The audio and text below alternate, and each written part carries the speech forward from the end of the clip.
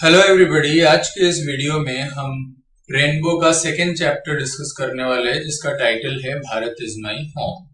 और ये जो चैप्टर है हमारे देश के तीसरे राष्ट्रपति डॉक्टर जाकिर हुसैन की प्रेसिडेंशियल स्पीच का एक अंश है, उसका एक एक्सट्रैक्ट है, उसमें से लिया हुआ एक पीस है। तो डॉक्टर जाकिर हुसैन, जैसा मैंने कहा कि हमारे देश के तीसरे राष्ट्रपति थे, तो जब उन्होंने राष्ट्रपति पद की शपथ ग्रहण की तब उन्होंने जो कुछ कहा वो इस चैप्टर में दिया हुआ है और उसी को आज मैं पूरे डिटेल में यहाँ पर डिस्कस करने वाला हूँ। पूरे चैप्टर को मैंने कुछ पॉइंट्स में डिवाइड किया हुआ है जिनसे कि आसानी से इस चैप्टर को हम समझ सकें। सारे पॉइंट्स मैंने इसमें कवर किए हैं ताकि कोई भी क्वेश्चन आपका इस चैप्टर से रिलेटेड मिस ना हो और पूरा डिटेल में इसको समझाने की यहाँ पर मैंने कोशिश की है। तो आइए शुरू करते हैं। जैसा कि आप देख सकते हैं स्टार्टिंग में मैंने यहाँ पर दिया हुआ है कन्फेशन, फिर दिया है डॉक्टर राधा कृष्णन, फिर दिया है प्रेयरफुल, ह्यूमिलिटी एंड डेडिकेशन और फिर past is not static and dead. तो कुल मिलाकर के इन्हीं पॉइंट्स को मैं यहाँ पर डिटेल से डिस्कस करने वाला हूँ। आप चाहें तो आप अपने साथ में चैप्टर को भी रख सकते हैं, आपको इससे समझ में आ जाएगा कि किस तरह से मैं सारी चीजों को यहाँ पर कवर कर रहा हूं। तो शुरू करते हैं। डॉक्टर जाकिर हुसैन ने अपनी प्रेसिडेंशियल स्पीच में कहा कि मैं कन्फेस करता हूं, मैं स्वीकार करता हूं इस बात को कि मेरे देश के लोगों ने मुझे देश का राष्ट्रपति चुन करके मुझ में काफी विश्वास जताया है और मैं उस बात से काफी ओवरवेल्म हूं, यानी कि अभिभूत हूं। इस बात को मैं स्वीकार करता हूं। डॉक्टर राधा कृष्णन के बारे में वो कहते हैं, क्योंकि उनसे पहले डॉक्टर राधा कृष्णन देश के राष्ट्रपति थे, तो उनके बारे में वो ये कहते हैं कि डॉक्टर राधा कृष्णन राष्ट्रपति भवन में ज्ञान और अनुभव का एक खजाना लेकर के आए जो कि और कहीं भी नहीं पाया जा सकता है, क्योंकि डॉक्टर राधा कृष्णन बड़े ज्ञानी व्यक्ति थे और जिनके नाम पर हम देश में टीचर्स डे सेलिब्रेट करते हैं, शिक्षक दिवस को मनाते हैं, तो वो भी देश के राष्ट्रपति रहे और उनसे ये प्रभावित भी थे। तो कहते हैं कि वो राष्ट्रपति भवन में ज्ञान और अनुभव का एक खजाना लेकर के आए और अपने पूरे जीवन काल में उन्होंने ज्ञान और नॉलेज के प्रति वो समर्पित रहे, ज्ञान और सत्य के प्रति वो समर्पित रहे और भारतीय दार्शनिक विचारों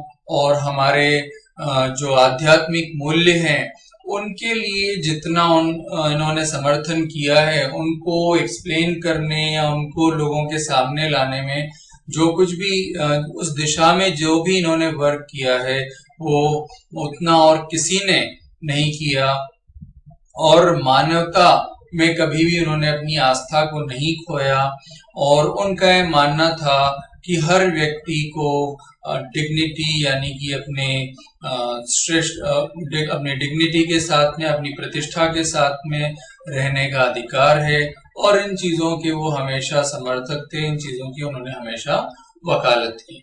और फिर वो कहते हैं अपने लिए कि मैं संपूर्ण ह्यूमिलिटी के साथ में यानी कि विनम्रता और समर्पण भाव के साथ में इस राष्ट्रपति पद की शपथ को मैं ग्रहण करता हूं।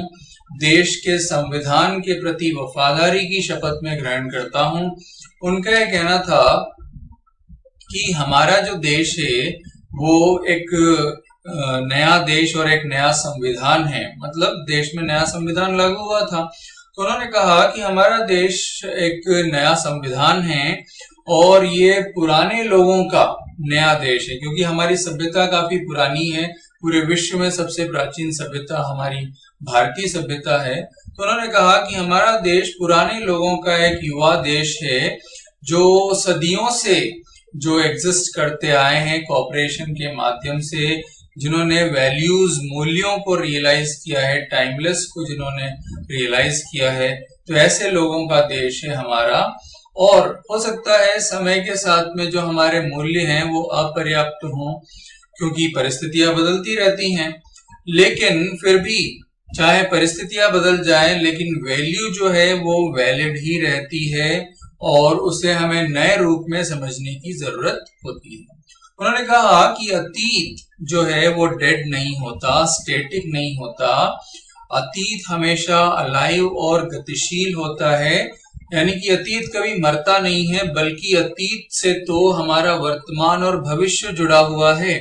यानी भविष्य और वर्तमान को हमें जानना है, समझना है और अच्छा बनाना है, तो अतीत उसके लिए बहुत जरूरी है, ऐसा उनका कहना था।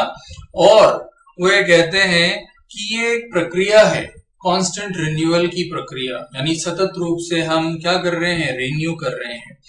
और ये एक तरह से देश के ग्रोथ की, यानी राष्ट्रीय संस्कृति के ग्रोथ की, राष्ट्रीय चरित्र के ग्रोथ की एक प्रक्रिया है। और इसलिए इसमें एजुकेशन का बहुत ही महत्वपूर्ण रोल है, एजुकेशन की बहुत ही महत्वपूर्ण भूमिका है। और डॉक्टर जाकिर हुसैन खुद भी एक एजुकेशनिस्ट रहे हैं, तो शिक्षा से उनका जुड़ाव रहा था हमेशा।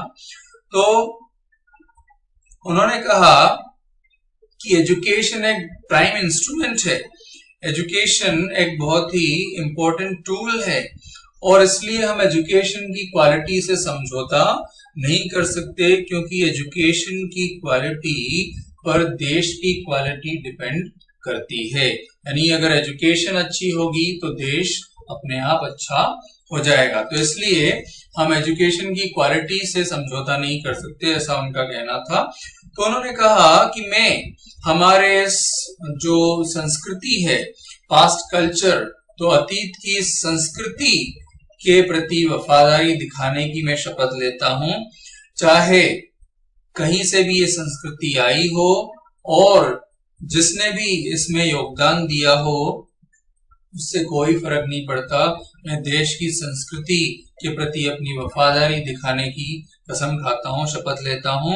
मैं देश की, हमारी संस्कृति की संपूर्णता की सेवा की शपथ लेता हूं। मैं अपने देश के प्रति वफादारी दिखाने की शपथ लेता हूं, चाहे धर्म या भाषा कोई भी हो, उससे कोई फर्क नहीं पड़ता।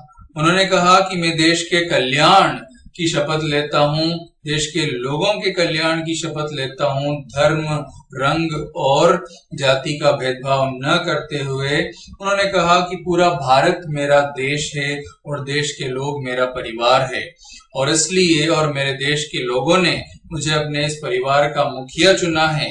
तो मेरा ये एंडेवर, ये प्रयास रहेगा कि मैं इस घर को सशक्त और सुंदर बनाऊं, ऐसा एक घर बनाऊं जो जिसमें लोग समृद्धि और ग्रेसफुल लाइफ को लीड कर सकें।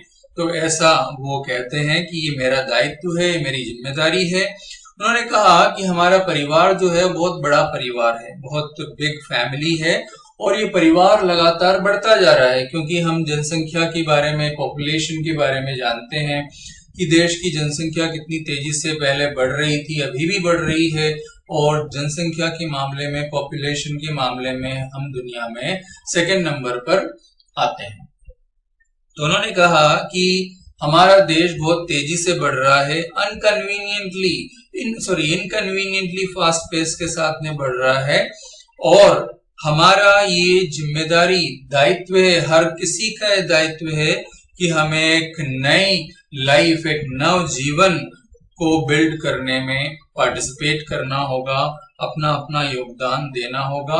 हम केवल बैठ करके देख नहीं सकते, और फ्रस्ट्रेट होने का मतलब नहीं है, हमें काम करना होगा, और ज्यादा से ज्यादा काम करना होगा, साइलेंट और सिंसियर वर्क करना होगा, सॉलिड और स्टडी वर्क करना होगा, तभी हम अपने देश का निर्माण कर सकते हैं, ऐसा उन्होंने कहा।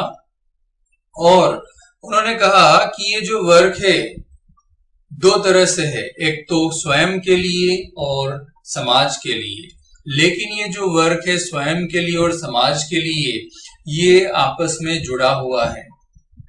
यानी कि अगर हम स्वयं के लिए वर्क करेंगे तो हम समाज का निर्माण कर पाएंगे, और समाज का निर्माण व्यक्तिगत निर्माण से होता है। अगर व्यक्ति अपना स्व अनुशासन के साथ में, सेल्फ इम्पोज्ड डिसिप्लिन के साथ में अगर काम करे, तो निश्चित रूप से वो अपना तो विकास करेगा, अपनी तरक्की करेगा, लेकिन साथ में वो समाज का निर्माण भी करेगा।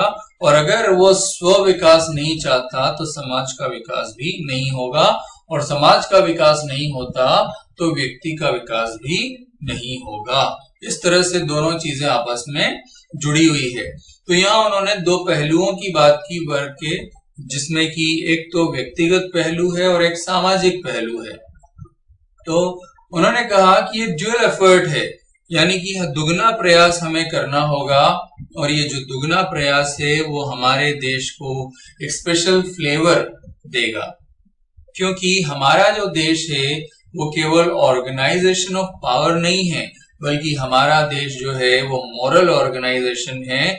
और यहाँ हमें गांधी जी से सीखने की जरूरत है, जिन्होंने कहा था कि ताकत का उपयोग केवल नैतिक उद्देश्यों के लिए किया जाना चाहिए, मॉरल पर्पसेस के लिए किया जाना चाहिए। डॉक्टर जाकिर हुसैन अंत में कहते हैं कि मुझे मेरे लोगों में पूरा विश्वास है, मुझे मेरे लोगों में पूरी आस्था है कि वो हमारे इस देश के निर्माण के लिए इस दुगने जो ड्यूअल टास्क हमारे सामने हैं, तो उस ड्यूअल टास्क में एक सेटिस्फैक्टरी परफॉर्मेंस करेंगे, और उसके लिए जो भी रिक्वायर्ड एनर्जी होगी, जो भी ऊर्जा की आवश्यकता होगी, वो उसमें वो लेकर के आएंगे, यानी अपनी जान झोंक देंगे एक नव भारत का निर्माण करने में, एक नव भारत का सृजन करने में, एक नए देश को बनाने में वो अपनी जान लगा देंगे।